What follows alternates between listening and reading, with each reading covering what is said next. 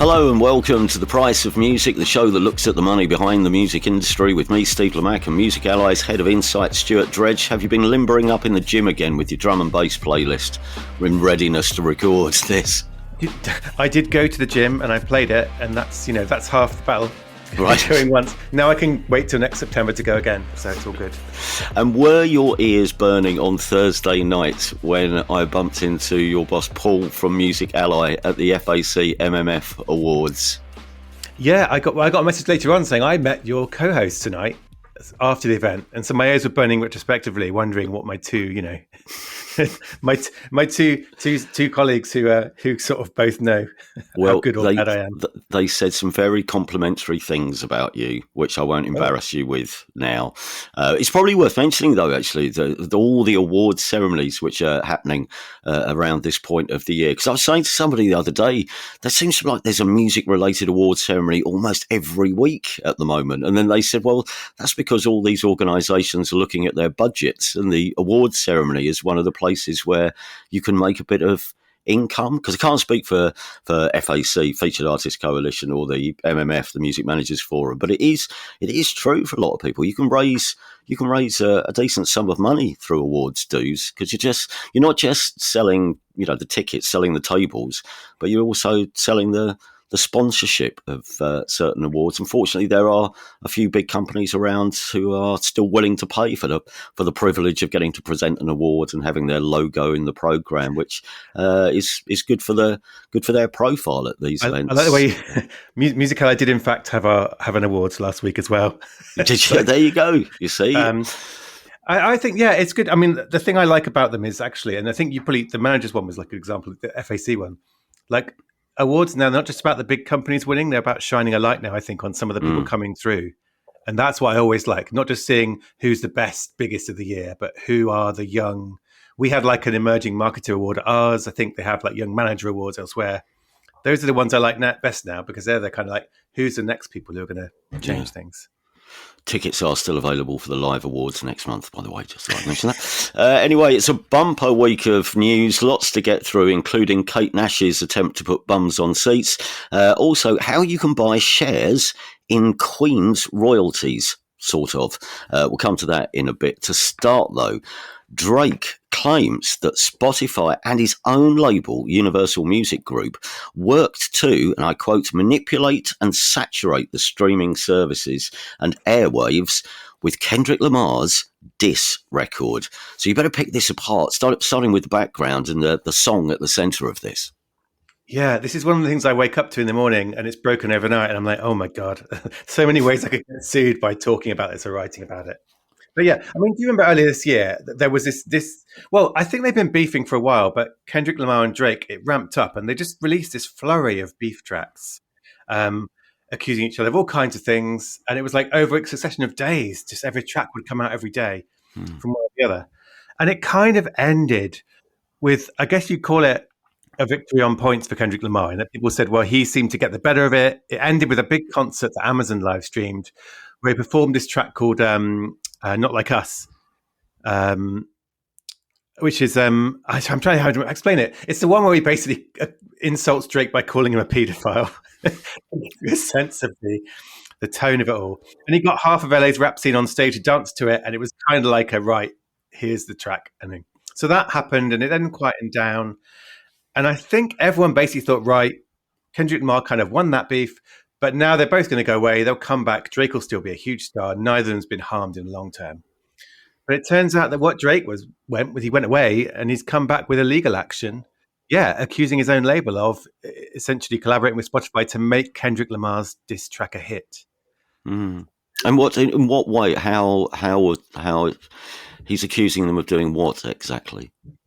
Well, so the other thing to say is this is not a lawsuit yet. He's not suing them. It's what's described as like a petition to compel pre-action disclosure. So what he's looking for is information from both companies that he might use for a lawsuit, and he wants them to preserve any evidence. So it's not a lawsuit yet, but it's a preparation for that. And basically he says there's one accusation where he says UMG charged a lower licensing rate to Spotify for Not Like Us in order to get it promoted, which... Right. That sounds like it's not a secret thing. It's a thing called discovery mode, which we've talked about before, where you can say to Spotify, promote this track, and I'll take less royalties for it. It sounds like he's referring to that. But they also accuse UMG of paying for bots to artificially inflate streams of the Kendrick track. It says that it accused them of paying Apple to get the Siri voice assistant to play Kendrick Lamar's song when people were requesting Drake. And it's really, I mean, if it wasn't such a serious legal thing, it would be funny. It suggests that when people were asking for Certified Lover Boy, which is a Drake album, it was playing the Kendrick track because of the line that says Certified Lover Boy, then makes that insult. It accuses UMG of sacking staff who are associated with or loyal to Drake. And it even throws in radio payola. So it's a real litany of accusations that are very serious. And again, the fact that this is Drake's own, Drake has one of those deals with Universal.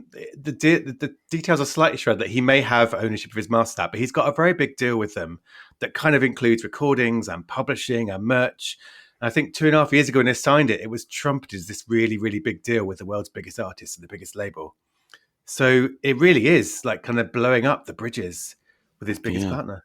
I mean, these are very serious accusations as well, aren't they? This is not. I mean, all of them. I mean, individually would be quite. I mean, they're not the sort of things that UMG are going to take lying down. They really impinge on the reputation of the record label. How have they responded? I imagine they've come back quite quickly, have they? There was a very quick statement, which all the media outlets have, which is that the suggestion that UMG would do anything to undermine any of its artists is offensive and untrue. We employ the highest ethical practices in our marketing promotional campaigns. And no amount of contrived and absurd legal arguments in his pre-action submission can mask the fact that fans choose the music they want to hear. So yeah, quite a punchy response. And it's one of those things like Universal Music I mean, you've probably seen this, it's famously competitive in-house. Like labels within UMG compete with each other really for like they're kind of not in the same family. So when the Kendrick Lamar song came out, Interscope, which is his label within Universal, they would have really heavily marketed. There's nothing kind of strange going there. Like one bit of Universal marketing this song by Kendrick Lamar, whereas Republic, I think, which is what Drake works with, would have been promoting his songs. So there's no suggestion that they shouldn't have been promoting the track. But as you say, the details are very specific and very. And what the legal action is looking for is right. And I want to get information from you on how you promoted this track. I want to see email. So it's very much trying to find that. And we should come on to our regular end of legal story thing here. I can't imagine either side has anything to win from this going to a long court battle and then a judgment.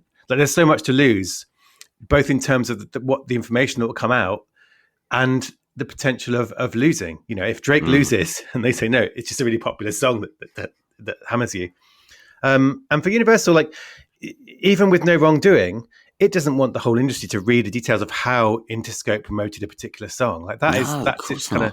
So I mean, I would be really, really surprised if this goes to court in the end. But it does spell out this thing of what happens now.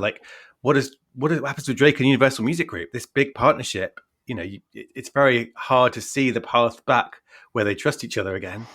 And Drake and Spotify. I mean, Spotify has been one of the biggest supporters of Drake's music over the past kind of decade and a half. And so what does it mean for that relationship in the future? So there's a lot of unanswered questions here, regardless of how far this goes legally, I think. Mm-hmm.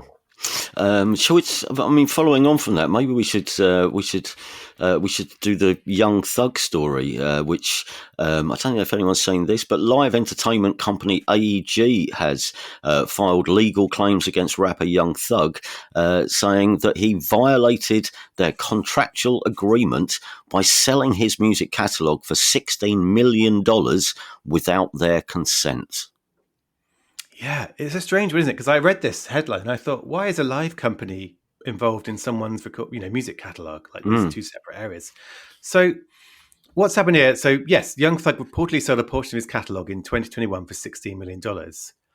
But the claims here is that in 2017, so 4 years before that, his label, YSL, got a loan from AEG for $5.25 million and put his compositions up as collateral for that loan. So when they gave him the loan, his catalogue, which he later sold, was put collateral. And he reportedly then defaulted on a loan, but AEG is saying, no, hang on, this is an unlawful diversion. And it says that he lied to the buyer of his catalogue about there being no legal issues around. So when someone buys your music catalogue, they would ask you, are there any legal things we should know about? Like, for anything. And so AEG is accusing him of not disclosing that. So now it wants to recover what it's owed. It wants to get royalties from those songs. And the report I was reading said that it's going to decide in the next 6 months whether to also sue additional parties, which I guess would be other companies involved in that. So it's quite, again, once strong partners falling out quite spectacularly. Here's a headline. Music bigger than cinema. Shock news stats claim. New figures show that the global value of music copyrights was more than $45 billion last year, a massive increase on the previous year, and takes music above the movie industry, if I'm reading this right.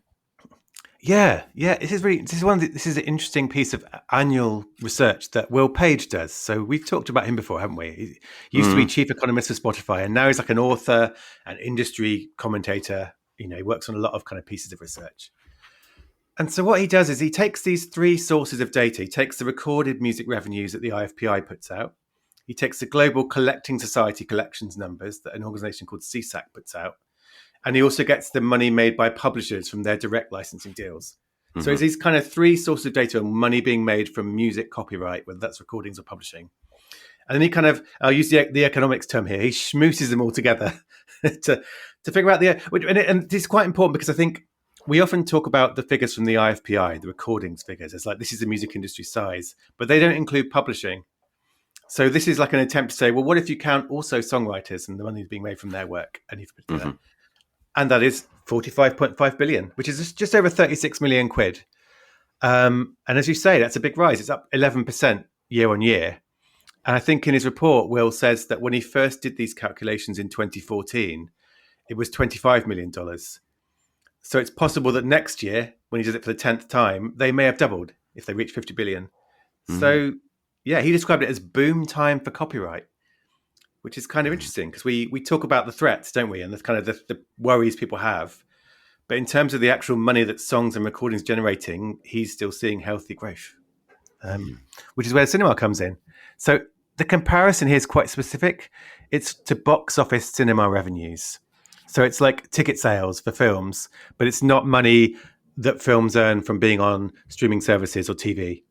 And but box office were 33.2 billion last year, which makes music copyright bigger than cinema. Although I went down can I go down on a massive tangent here, which is what I often do with a data story. I was like, box office ticket revenues. We've talked about this before, actually. That's not the whole story. Popcorn is also the story, isn't it? In the cinema, it's the money made by films. And so I went digging and I found that cinema concessions, which is basically snacks, are predicted to be worth $36.7 billion this year. And popcorn is 40% of that, around $14.7 billion. So if you are being facetious, you might suggest that popcorn is bigger than music publishing, nearly. But yeah, the comparison of cinema to music. And this is like, I mean, it doesn't really mean much. It's whether you're growing, it's the important thing. And that is the nub of this report, that for all the kind of stresses around AI and other things, music copyright's value is growing overall. Now, I would say that, virtually at least 99% of musicians who listen to this podcast would probably tell you just how hard it is making money at the moment from their art. Not all of them will be taking this route, however, as following Lily Allen, Kate Nash has now launched her own OnlyFans page, having provided a brutally honest assessment of what it's like, the finances behind her own music career, and also the state of live music in general, because this is once again shining a light on just how hard it is and how expensive it is for artists to go out on tour. That seems to be behind this, Stuart. That's it, yeah. And this one needs some unpacking because it touches on something we're both very comfortable talking about, which is the live touring economics.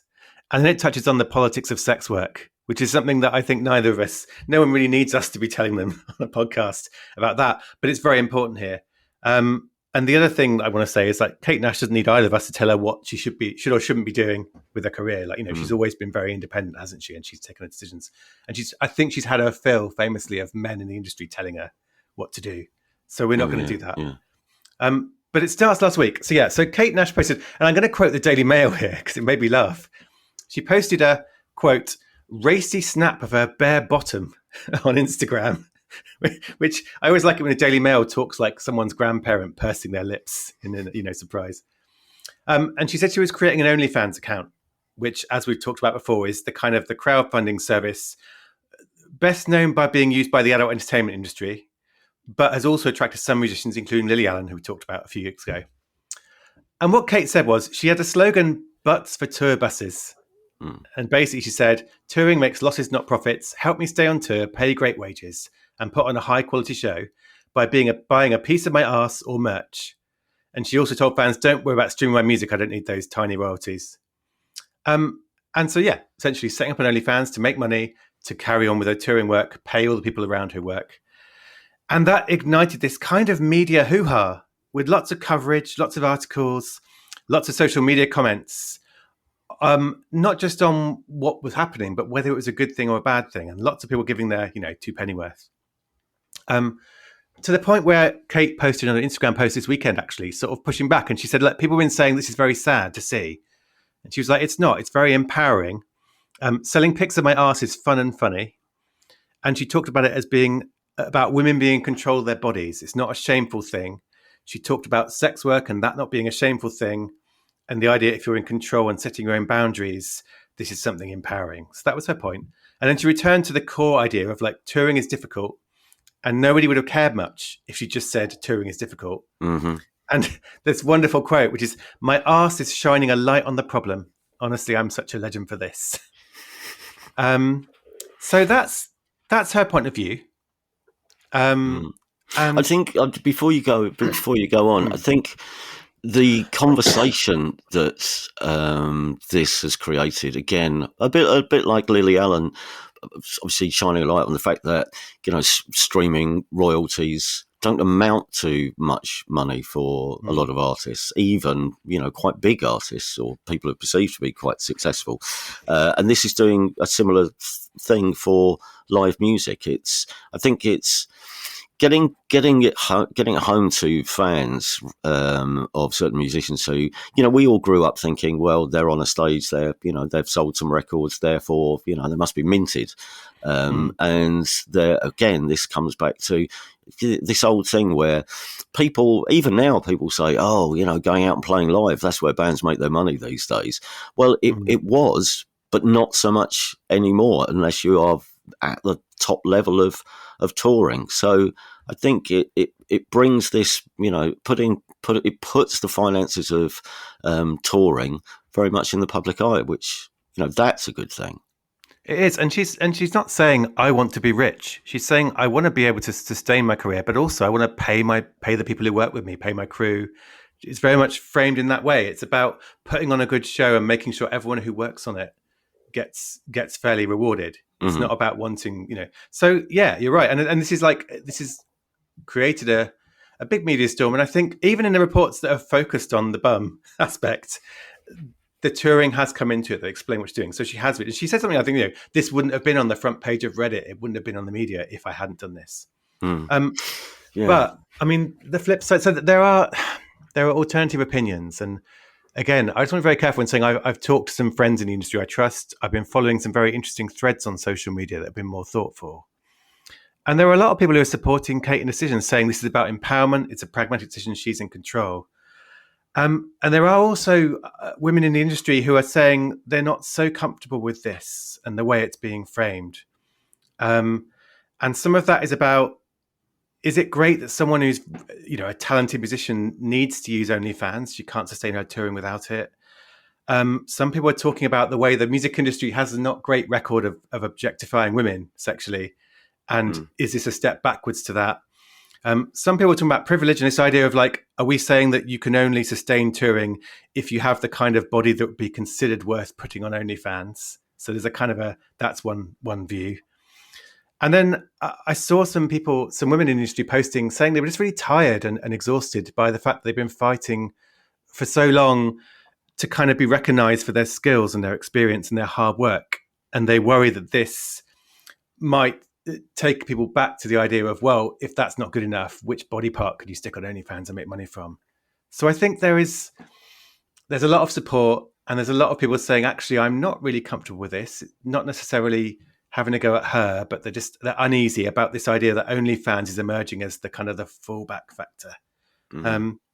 And I was talking to people who know about OnlyFans, and it's this platform. It's weird. Someone was saying that actually there are people on there who have wonderful niche support communities. They post their stuff, and they have lovely people subscribing to them, and it's very, very positive.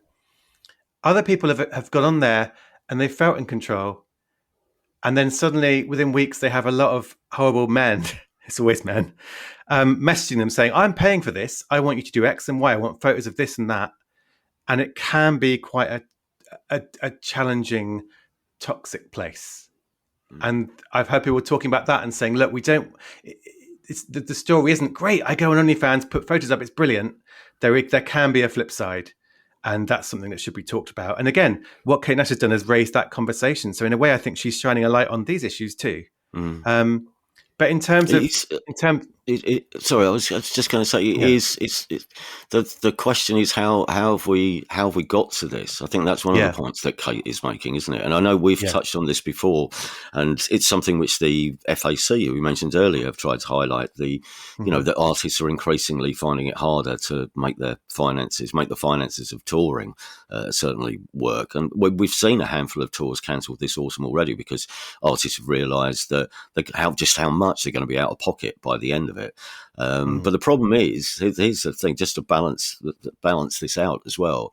Although Kate says, you know, the costs of, you know, touring, that's petrol, accommodation, and all these things, they've all gone up, which is true. But on the other side of things, the prices of everything that the venues do, as you know, or have to pay for, that's gone up. And at some points, you know, with like with energy prices, they've probably gone up quicker than anything else. You know, rent, energy prices, so many of the bills that venues have to pay, they're up too. So there's very little give in this live music equation at certain levels, unless you push the ticket price up. And if you push the ticket price up, then you risk people being put off or unable to afford to go and see you in the first place.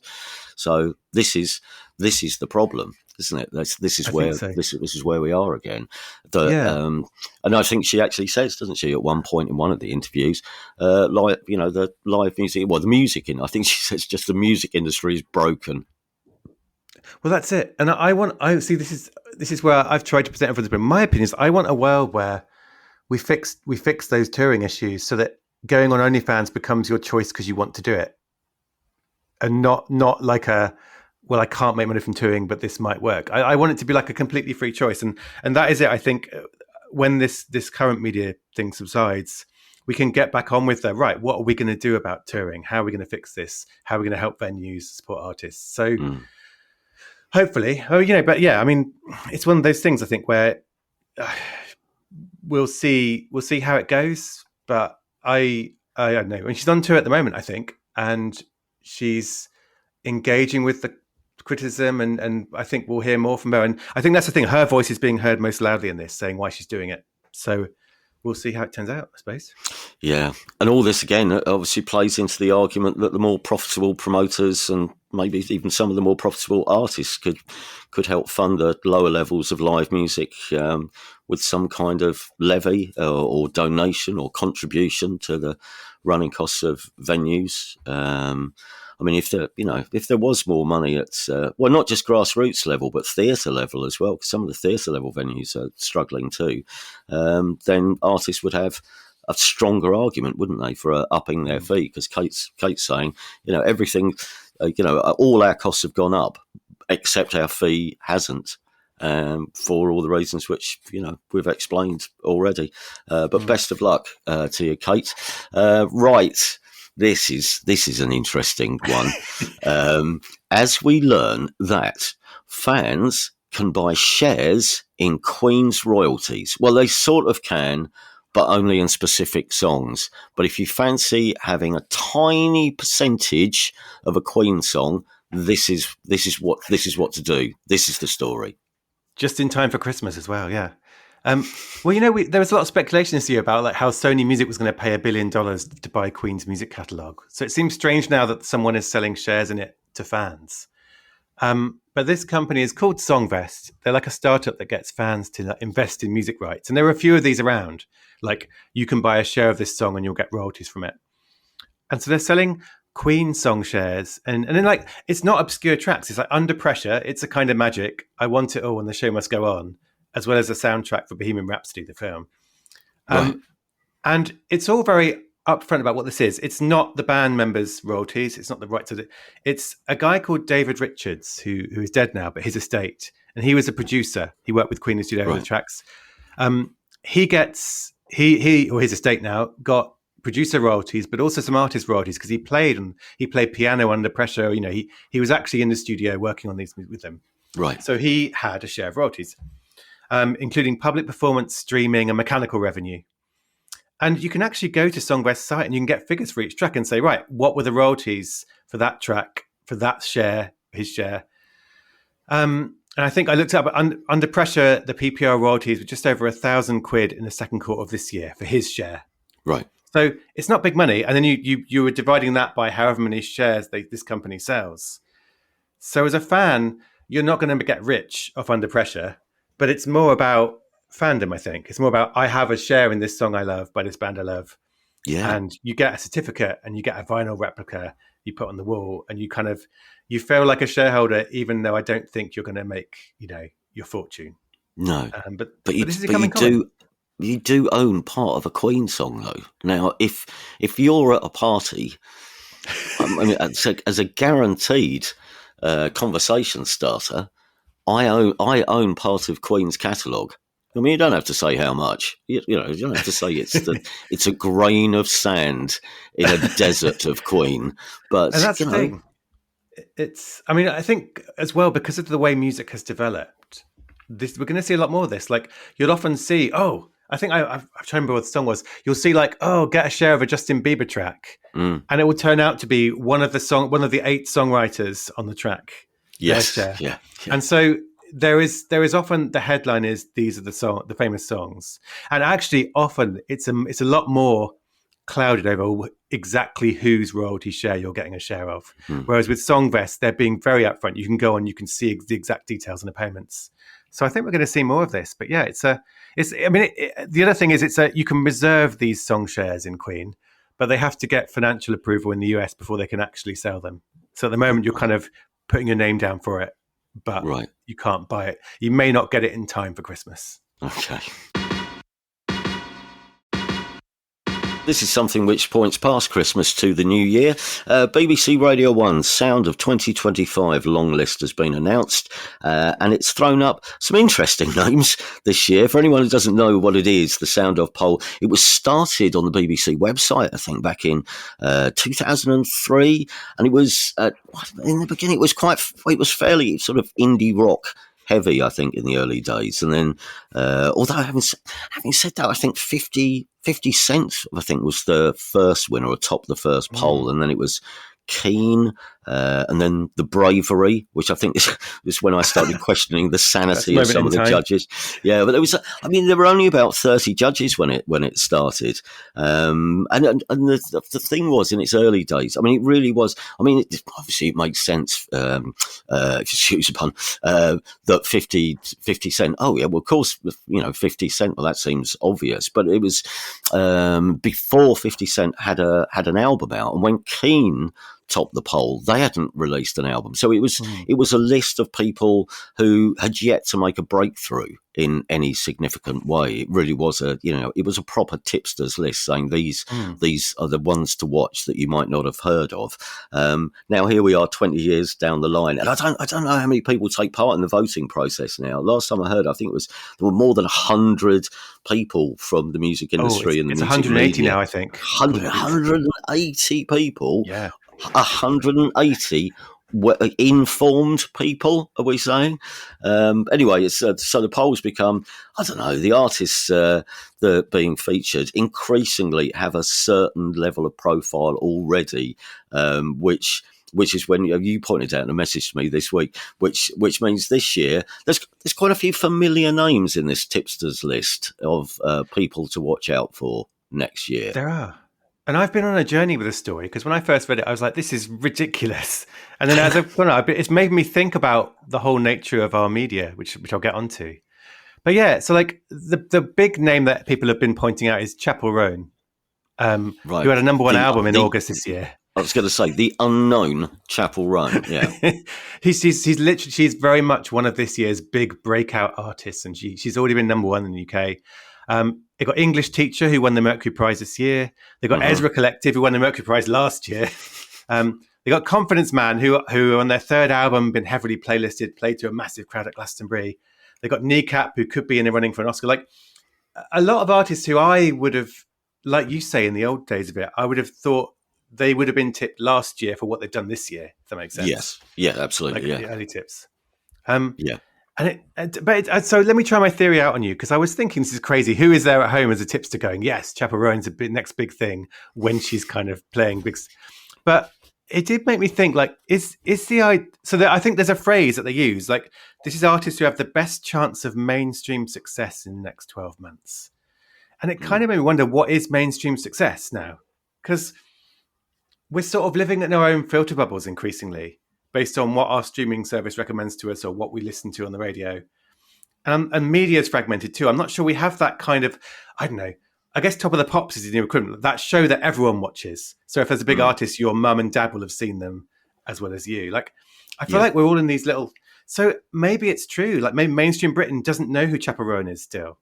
Like maybe nobody knows who won the Mercury Prize outside Mercury Prize interested people. Like, maybe this is kind of an accidentally clever comment on the whole fragmented nature of music listening and media today, is that you can have a number one album, but most of the country has no idea who you are still, which makes these kind of tipster lists difficult, doesn't it? Because you're going, well, do we pick the thing that... I don't know. Maybe that's a rubbish theory. What do you think? No, that is an interesting point.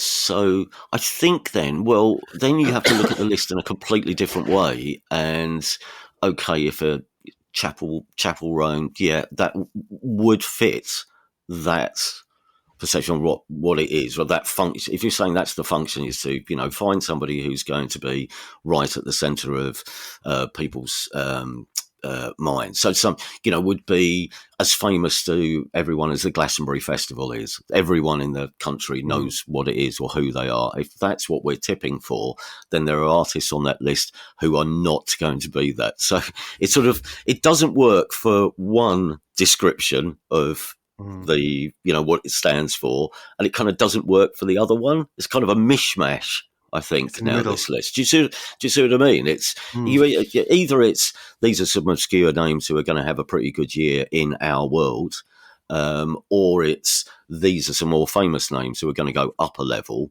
But it's going to be one thing or t'other. Do you know maybe I don't know. I'm slightly thrown by the fact that you've come up with this alternative explanation as to what it's for. Because I don't know if they're thinking this though. It made me wonder though. But do you know why? What saves it? I feel it vindicates me. I'll tell you why. So a few years. So I think I heard the first Confidence Man song, Boyfriend, on a friend recommended it years ago when it first came out, and I was like, this is wonderful. This is amazing. And then they signed to Heavenly, and they came over and played the Social in London, which is a tiny venue. And I saw them then. I was like, I love this. But it was all men of my age who remembered Screamadelica and liked the idea of a young band doing Screamadelica type songs. Yeah. And I remember talking to someone who I knew, I won't say who it was, who had a powerful figure in radio playlisting decisions. And I was like, I love Confidence Man. They should be everywhere. And they were like, but do you think young people love them? Or is it just like men of your age who remember Screamadelica? And I was like, oh, well, actually, there are a lot of us at their gigs. That then in the last year, I reckon it's a year, or would you say, they have actually crossed over and become a band that young people are going to see, and they drew that huge crowd at Glastonbury, and I feel they have crossed over. So I I'm now strutting around going, well, I like Confidence Man 3 years ago, and now they're on this tipster list, and that justifies it entirely for me, because I can feel like some kind of an early into that particular group. But yeah, whatever reason, whatever job this poll is supposed to be doing, it's created a level of discussion. And the profile for the Sound Of poll, which I think some people were beginning to slightly dismiss it, because there was usually one obvious winner and then some other people who might not do so well. But all of a sudden we're talking about it again, aren't we? So well done, Radio 1. Would you remember that we talked about the Mercury Prize and we were like, we're not sure anyone really has an effect. And so maybe this is a good thing, like English teacher get another shot of like going beyond people who've heard them already to people who haven't. So, I mean, like, I always these lists, I always love his lists, and people always argue about them, but there is definitely some artists on there that I'll be glad if they do get more mainstream and reach more people. So let's be positive, eh? Okay, we'll try. Finally, for this week, a charity that provides music education is celebrating buying its site after a 3-year fundraising campaign. Yeah, we can finish on a positive note, because there's literally nothing bad to say about this story at all.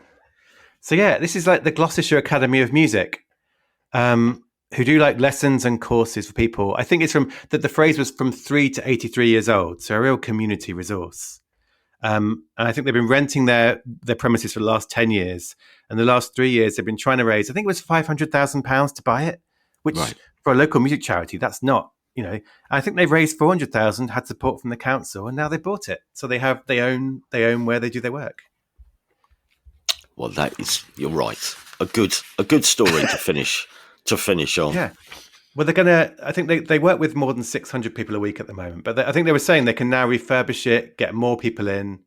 They can make it more accessible for people with disabilities, so they can kind of actually do stuff to the hosts. And I think I was reading it's been going for 40 years, this charity. So although they've only rented for the last 10 years, 40 years. So like, it just feels like a good things happening to good people's story. And there've been so much negativity even this year with this podcast. We've always talked about artists struggling, venues struggling. And this is like actually someone is doing on this level something good, and they've been rewarded for it. And now they're going to do more good things. Brilliant.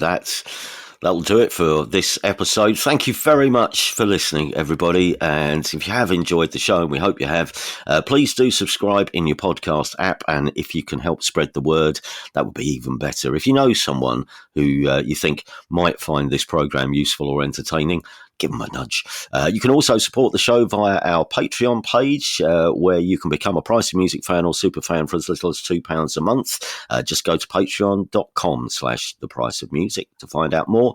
Patreon members, by the way, we will be in touch very soon about our first pop quiz nights. We're just working out the logistics, but fingers crossed that will happen before Christmas. And lastly, if you have a question which you'd like answered on the show, you can email us with your queries, anything that's always baffled you about the money in the music industry. Drop us a line at thepriceofmusicpodcast@gmail.com. Until next time, look after yourselves. Bye-bye.